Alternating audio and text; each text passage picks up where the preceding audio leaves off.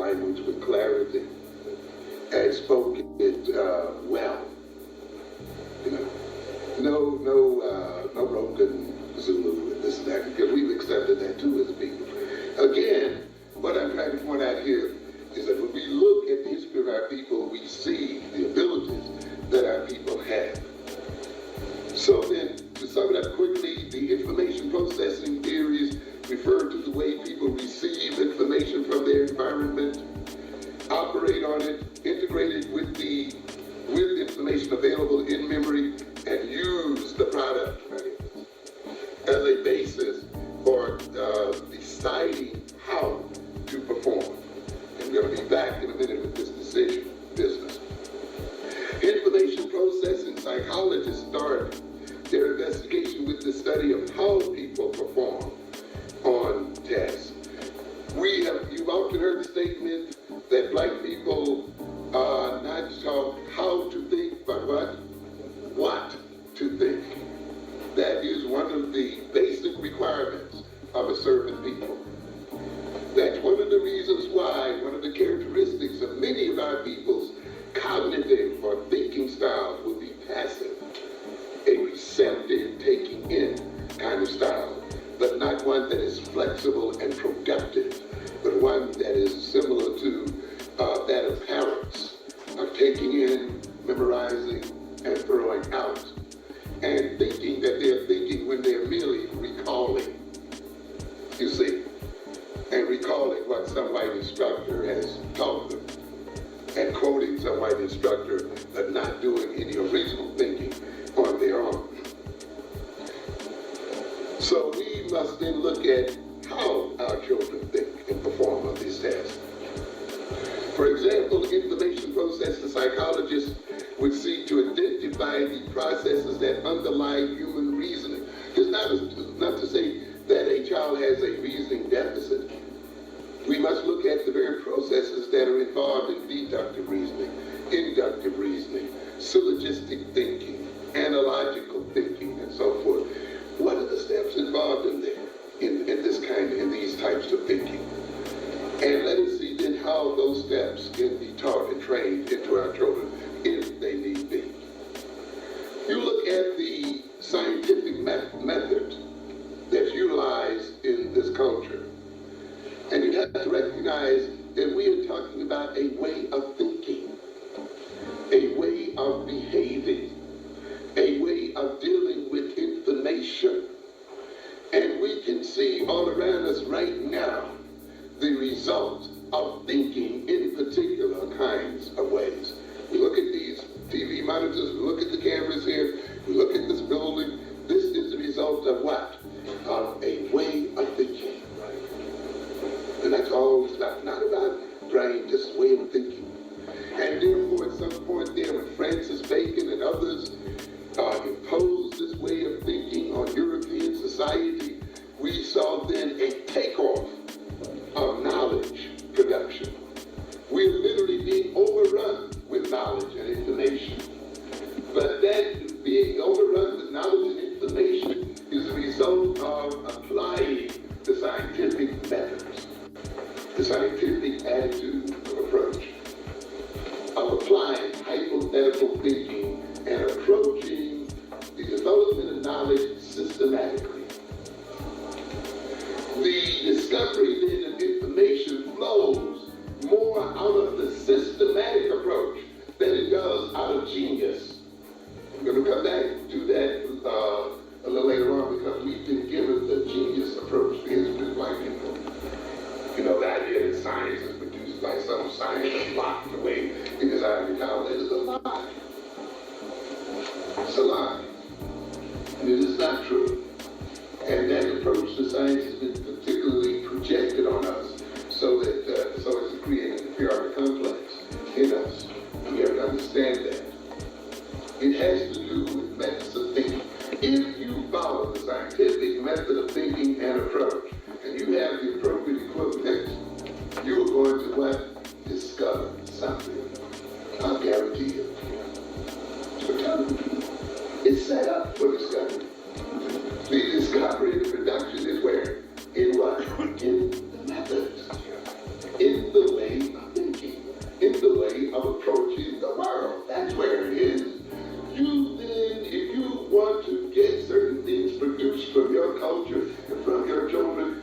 must then put into their minds the appropriate way of thinking.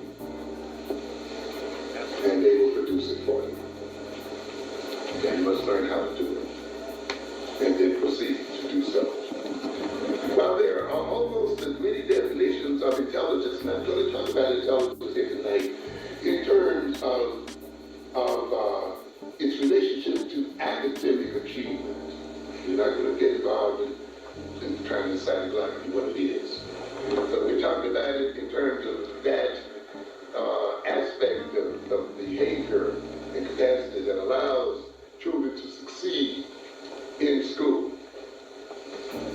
While there are almost as many definitions of intelligence as there are researchers, most of them center around two aspects of intelligence: goal orientation and adaptive behavior. We don't have time to discuss this evening the fact that there should be as many definitions of intelligence as there are cultures. You see, there's another one of the deceptions we have, and that is the idea that there should be only one definition of intelligence that should apply all across everybody. And that's going to get you in trouble the same way the concept of standard education gets you in trouble as well. The thing, though, that we emphasize here then is what all or most definitions of intelligence deal with, and that is goal orientation and adaptive behavior. Goal-oriented means that it is conscious and deliberate rather than accidental. So a lot of people think intelligence in its broadest sense is something that sort of happens on people, and something that just sort of just automatically inherited, if people have it or they don't have it. And I want you to note that intelligence is related to the setting of goals. Goals. And we're going to see in a minute that one of the major reasons for the confusion of black children, one of the major reasons for the kind of educational problems African children have over the world, is because we as black adults are not clear about the goals that we want to accomplish as people. Because it is the goals, that we set that organizes and informs intelligence. You see, if you have no goals and no sense of purpose, then there is no organization of the intellectual capacities of your children. We're going to come back to that. You have got to have cultural goals, people. You just can't send your children to school and expect them to learn when you have no real cultural goals and directions and things you want to accomplish. The first thing they ask you is, why am I studying this mathematics? Why do I have to learn this, Mom? Why do I have to read this? And because you have no sense of where you want to go as a people, you're at a loss to tell them to. Well, then get your job. Don't you want to live there? I know that people started practicing. Why do I have to go through all of this? If this is really what it's about, you've got to be able to inculcate the children with goals and have a goal orientation in order for them to organize their intelligence. And I'm going to show you, because you have let your future be determined by another people, your children's minds and brains have nowhere to go. And they have no reasons for learning. Period.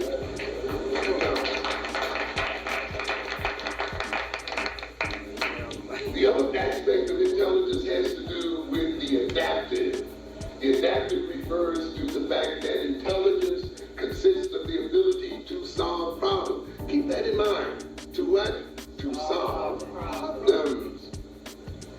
Not to score high on the IQ test.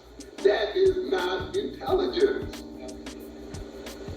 Not to score high on the SAT. That's coincidental. But to do what? Solve problems. Solve the problems that confront you as a people, and solve the problems that confront you as an individual. I don't care how high you score on an IQ test. If you can't solve the problems that confront you as a people and as an individual, individual, you are dumb. And you will be destroyed. See? And I'm telling you, you've heard me say before that regardless of the level of education of black people, from the PhD level on down, there is a certain fundamental dumbness in the black community. Yes, a dumbness. You talk about the crack dealer. Though he makes his thousands per month and maybe millions, who still doesn't know how to launder the money, still doesn't know how to legitimize the money, gets raided and the money is stacked up in the closet. You know? Doesn't know what to do with it. Period. But he is just as stupid as a black middle classer who takes that little check and takes every ounce of that check and spends it, giving it to a white man to pay inflated rent and other kind of stuff. Who will not save, who will not invest in the future of the children or in the future community. The same idiocy, you know, is characteristic of them both. So you have the same dumbness that runs from the highly educated right down to the one right in the street. You know, you're basically no different. Yeah. I was talking to Buffy one night and he was complaining about the cars that the drug sellers were selling and